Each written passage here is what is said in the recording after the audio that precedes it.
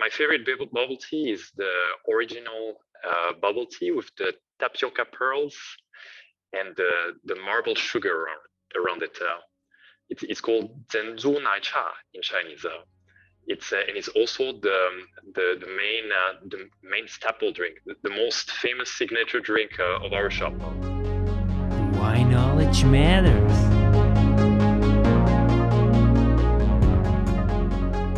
Sébastian Kahla, welcome to the show. It's such a pleasure. I can't wait to start talking about you. I remember we met the very first time. I think it was in Vevey about 10 years ago, and we kept in touch. And I'm so thrilled now to have you now from China, right? Yeah, exactly. Thank you very much for inviting me. I'm very happy to participate to your podcast. And Dr. Manjoor Chaudhary, is with me. He's always a great resource. I think we will have a wonderful talk. Now, what is Mayo Bubble Tea? So basically, Mayo Bubble Tea is a brand of bubble tea that started in 2020, right before COVID. And basically, over the last 3 years, we've grown it into the leading bubble tea brand in Switzerland. Dr. Manjoor, bubble tea is really fascinating. I had my very first bubble tea, I think it was 5 years ago. And I was always wondering, a lot of Asian people were always holding this bubble tea in their hands. And I was always like, what's that? It didn't make sense. For me, it was always like tea or coffee. And once I tried bubble tea, I was absolutely blown away. And I purchased basically every single day when I was in Australia a bubble tea because it just was so good. It's a beverage that really, I can't believe it. And that's why I'm so glad that you are now in this industry, especially also with your background, right? You were working for really the biggest, food company in the world. And did you ever try bubble tea, Dr. Manjoor? No, this is the thing. I'm excited also to learn today from Sebastian, who is I think he's one of those people who are pioneering this, and they're promoting the bubble tea. By the way, I just want to also mention that I was born in a country called Bangladesh. I'm sure Sebastian knows Bangladesh, and where I was born. It's almost like tea garden, and Bangladesh is very, very famous for tea plantation and one of the best teas in Bengali tea and Assam tea. Those are teas. Mm-hmm. Of course, Chinese teas are also fascinating. So I am so excited. I'm enthusiastic about to learn more from Sebastian today about this wonderful fascinating news that bubble tea. I never tried to bubble tea yet. But this is an opportunity. Then you have to try as soon as possible. Yannick will have to take you to a nearby shop. Absolutely, yeah. And it's also I was really impressed because you have more than 15 bubble tea shops now in Switzerland, and I think more than 100 sales points. In other words, shops within shops, right, from your products. So now tell us a little bit, how did it all start? So basically, it started a little bit earlier than 2020, during the summer of 2019. My former employer who started the company, his name is Robbie. He started to test the market in Switzerland, basically by setting up a table at the swimming pool of in the little city called Morges, where he's based. Beautiful. And the product was sold out right away after 2 days of selling. Then it was the proof that there was demand for the product. And then that's at this moment that he started to realize that there was a strong potential in Switzerland, and that he started working on the brand. Wow. So yeah, I mean, again, it's really fascinating. And then when did you personally try the very first time a bubble tea, and how did you get involved with him? Because, did you just bump into him and, how did it unfold? How did you actually meet, your business partner? I believe you're still business partner, right? Yeah. So basically, the first time that I drank bubble tea was around 11, 12 years ago. I went to a shop in Geneva, and it was possibly, I guess, one of the first shop in Switzerland. And the first thing that I noticed was that there was only Asian people from Hong Kong, from mainland China, Singapore, or from other Asian countries. But there was no or very few Swiss people who would go there, and basically the way that I enter into this business is when I came back to Switzerland in 2020. I came to visit my friend who's a hairdresser by training, Roberto, who developed this bubble tea, who started this bubble tea brand, and then he told me that he started this bubble tea concept with his existing brand called Mignon.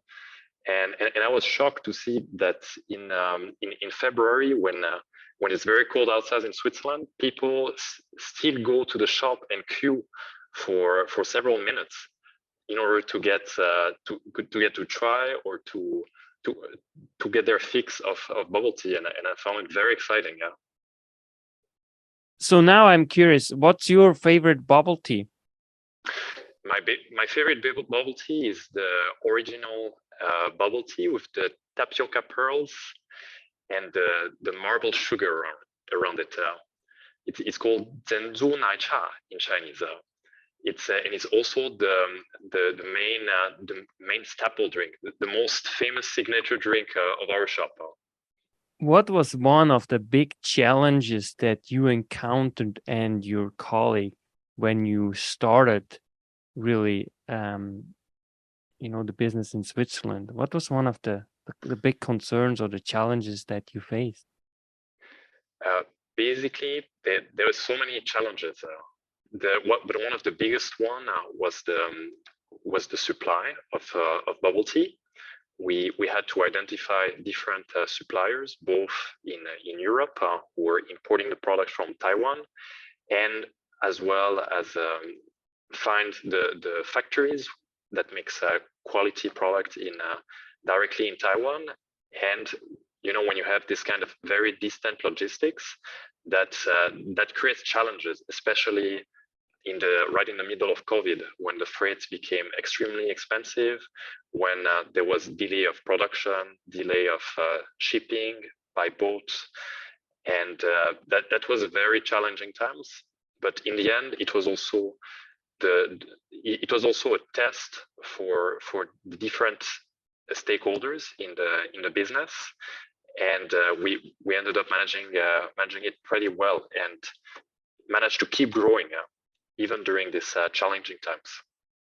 Yeah, this is really fascinating, Dr. Munjur. Imagine like you have like all these shops, and you go through COVID, and you have all this disruption too, in the supply chain, right? Which is still, I guess, ongoing in so many ways, and you keep still going, yeah? Well, I think definitely this is not only fascinating, it is something. The name itself is making me wonder what is the reason behind making the name bubble tea. Is there anything that Sebastian can explain us why it is named bubble tea, and what are the advantages of having bubble tea over other teas that traditionally we have been drinking? So basically, bubble tea is not just a tea, but it's a little bit in between a tea and food. So it's a sort of a snack, and the bubble thing come from the actual toppings that you put in it.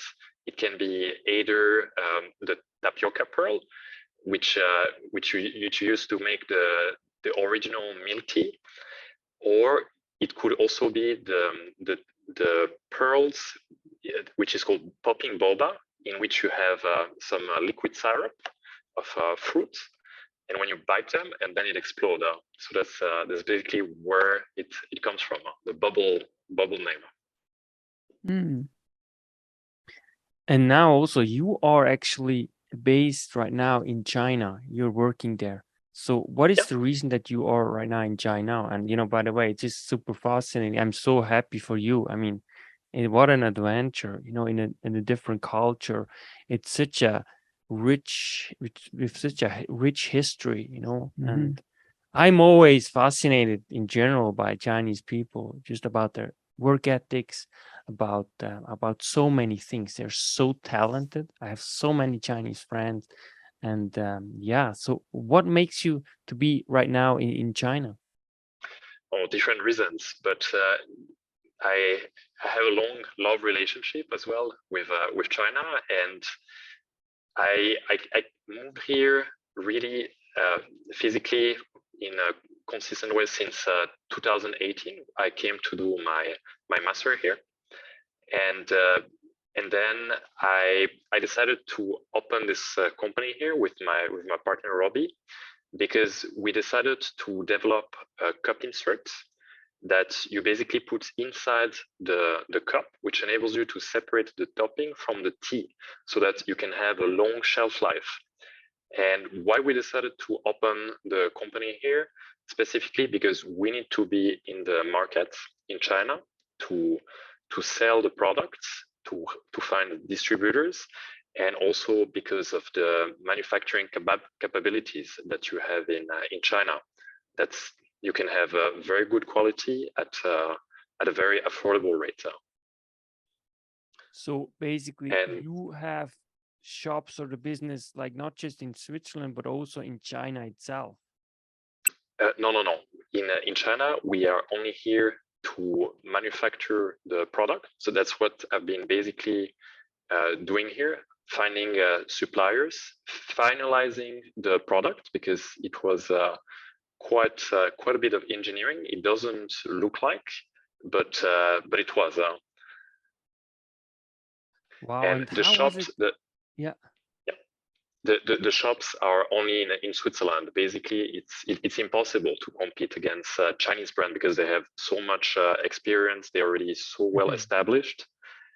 So we cannot compete. We can maybe compete on European grounds and Swiss ground, but for making the actual drink, it's impossible. It's impossible. So we want to sell them this packaging solution that we're the only one who managed to make it, basically.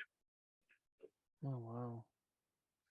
And where do And you we see? actually got a patent recently from CNIPA, which is the Chinese National Institute of Intellectual Property, and from TIPO, the equivalent in Taiwan. Okay, so explain a little bit more about about this whole process that you guys are developing Mhm. there. So just for our viewers and listeners that they Mhm. understand kind of the reason behind.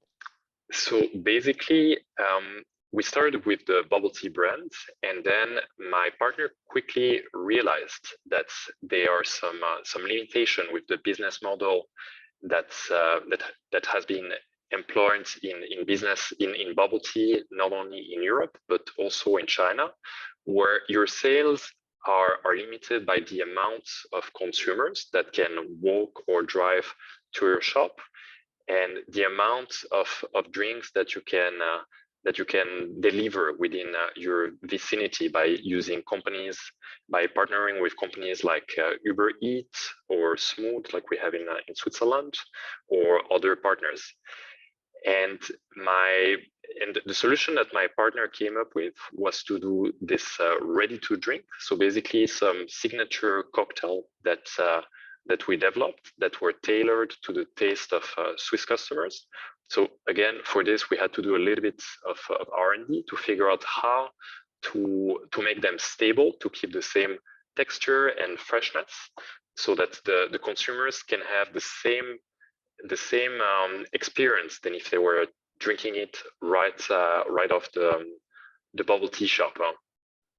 And in order to have an even longer shelf life, that's when my partner thought of developing this cup insert that you put inside the cup, basically. Mhm. Oh, and then you put it in, and then basically you mix it. Yeah, yourself? basically you would have the tea in the lower parts and the toppings on the top, and then you pierce it, you turn, and then everything falls inside. Unfortunately, I don't have I don't have other how to say prototype. I send them all to the factories. Maybe you can show a video to the audience. Absolutely, yeah. Wow, this is really, yeah, innovative. Yeah, so smart because of course, as you said, right, there's always a limited amount of people, elderly people who might not be able to walk that long or, due to various reasons. Are you keen to try bubble tea one day after listening to Sebastian? Of course, of course. Yeah, this is so so interesting. Of course, as I said, I was never thinking about that one day I will be hearing, and also this is a work that Sebastian and his colleagues and partners are doing. Something very much motivating for us, right? For people who have entrepreneurial, you know, skills and aptitude. And I think these are all very much, especially connecting the product from China to Switzerland, totally different culture, so, but at the same time, making it is very interesting way. Sebastian is explaining that how to make it more customize it for people from Switzerland or European market. So this is very, very, very interesting. But I still want to go back to my question, if you allow, to Sebastian. Can you tell us a little bit about the advantages? Is there any, the advantages in the context of health issue?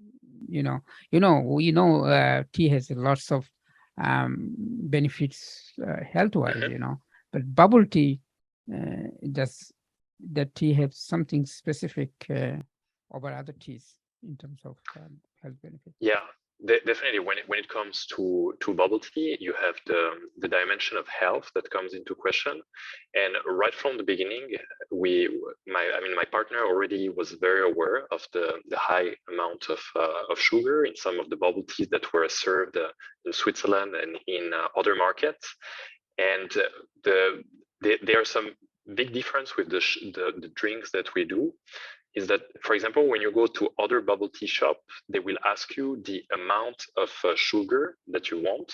So it's going to be 0 extra sugar or up to, I don't know, 3, 4, 5 dose. And that was already right away a no-no for my partner. And they decided not to allow the consumer to add extra sugar.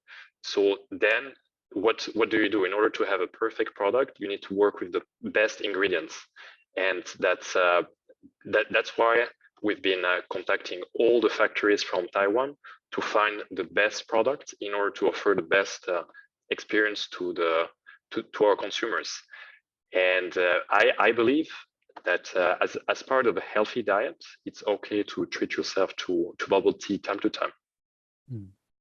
And it is interesting because I'm also seeing it is a wonderful way. Sebastian being a person from Switzerland or from Europe going to China, and he's experimenting by himself. So and he can feel that what would be best for the people from his origin, from he is, right? This cannot be. I think this is one of the best way to be successful in all different dimensions. In one hand, of course, it is a great thing, and especially in terms of health and benefits of many ways. And on the other hand, of course, entrepreneurial way also to make it more balanced and optimum for both sides. Yeah, I'm very, very happy to hear that. Yes. Yeah, basically, when I came to China, one of the things that I wanted to do was to see what was happening in the market. It's a very exciting country where people are trying a lot of new things, where there are lots of new technologies, new and and one of the things that I wanted was to bring back a little piece of China and to and as a result of bringing Chinese tea culture and more specifically bubble tea, I feel that I'm doing my little bit of contribution to introduce the Chinese culture to European people. Exactly. And I feel it very, very rewarding. This is fascinating. This Yeah, is yeah. wonderful. Yeah. So this is also a personal question. So how was it also with the adjustment? You told us you are there now for about almost like 4 years, roughly, I guess. And how was it with the adjustment? I guess, it's very different, obviously, Chinese culture. So did you had any, some struggles at times, or how did you navigate these cultural barriers that you might have faced, I didn't spend an entire 4 years. I came back for a little bit of time during COVID in Switzerland. But indeed, living in China is something very different than living back in Switzerland or other European countries. But it's all about coming to the country with an open mind and be willing to try new things, experiment, and sometimes also question a little bit yourself about what you learn and try to adapt to the place. It's about flexibility at the end of the day, working here and living here, and and so far it has been a great experience. And I recommend it to all my friends and all the people who are considering working abroad or going on a study program abroad. Yeah, this is really amazing. Now, a little bit towards the end, where do you see the future of the company, like, and of bubble tea, specifically in Switzerland? The future of bubble tea, in Switzerland, there's going to be, I think the trend is going to continue to be positive in this industry. There has been a lot of growth during COVID, and it's still continuing. And I believe that more and more of our competitors will see the way that we grow, that we grew the company, and will want to adopt the same business model, because it's in a place where you have a high cost of labor. The best way to grow is to basically do ready to drink. That's the best way to scale, by overcoming the limitation of capital that you need to put up in a shop. And that's my vision for at least Switzerland, other high income countries. And people will be continuing to adapt to local recipe, from the traditional Chinese type to the local type. You see everywhere around Europe people trying to localize the recipe, just like we did in Switzerland.